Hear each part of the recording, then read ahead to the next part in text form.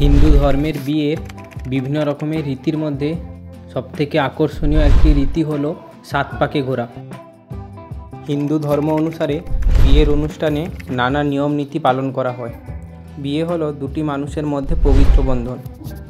বিয়ের নানা রীতির মধ্যে অন্যতম হলো পাত্র পাত্রী সাত পাকে ঘোরা। তবে আপনি কি জানেন এই সাত পাকে ঘোরার আসল কারণ কি?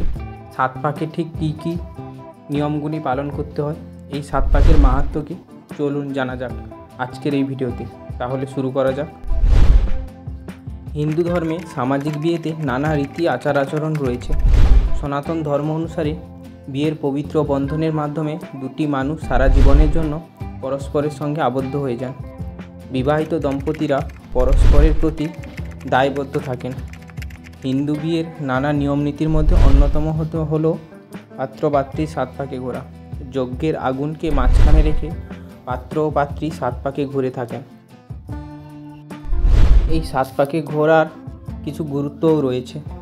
বলা হয়ে থাকে সাত পাকে না ঘোরা হলে বিয়ে নাকি সম্পূর্ণ হয় না।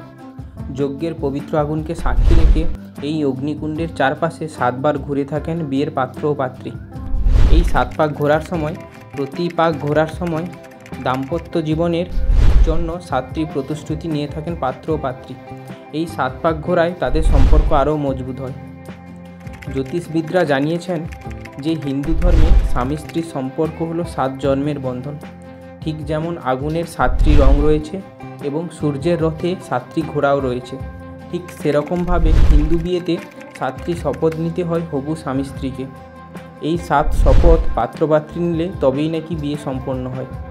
এই 7 শপথ 7 জন্মের জন্য স্বামী স্ত্রীকে পরস্পরের সঙ্গে আবদ্ধ করে রাখে। এই কারণেই বিয়েতে 7 পাকে ঘোরা রীতি প্রচলিত রয়েছে।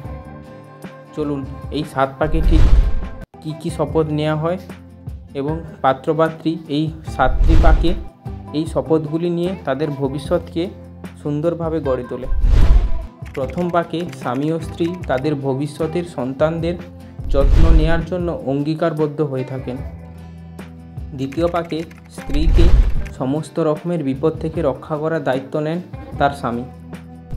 তৃতীয় পাকে স্বামী তার পরিবারের ভরণ পোষণের জন্য অর্থ উপার্জনের প্রতিশ্রুতি দেন। চতুর্থ পাকে স্বামী তার পরিবারের কল্যাণের ভার স্ত্রীর হাতে নিবেদন করেন। পঞ্চম পাকে স্ত্রী সুখে দুঃখে বিপদে আপদে স্বামীর পাশে থাকার প্রতিশ্রুতি গ্রহণ করেন। ষষ্ঠ পাকে স্বামী ও স্ত্রী নিজেদের মধ্যে বিশ্বাস ধরে রাখার প্রতিশ্রুতি নেন। এবং সর্বশেষ এই সপ্তম পাকে স্বামী ও স্ত্রী বরাবর বন্ধু থাকার প্রতিজ্ঞায় আবদ্ধ হন। এই 7টি পাক ঘোরার মাধ্যমে তারা ভবিষ্যতে 7 জন্মের জন্য স্বামী স্ত্রীর এই কর্তব্যগুলি পালন করবে বলে অঙ্গীকারবদ্ধ হন। এই ছিল আজকের ভিডিও। হিন্দু ধর্মের বেশ কয়েকটি এরকম আশ্চর্যজনক রীতিনীতি রয়েছে, কিন্তু আপনি কি জানতেন কেন 7 পাকে ঘোরা হয়, কি তার আসল কাহিনী? এরকম আরও অজানা তথ্য আমাদের ভিডিওর মাধ্যমে পেতে আজই আমাদের channel know the unknown fact subscribe করুন এবং ফেসবুক থেকে দেখে থাকলে পেজটিকে ফলো করুন। তাহলে আজ আসি, দেখা হবে নতুন আরও একটি ভিডিওতে।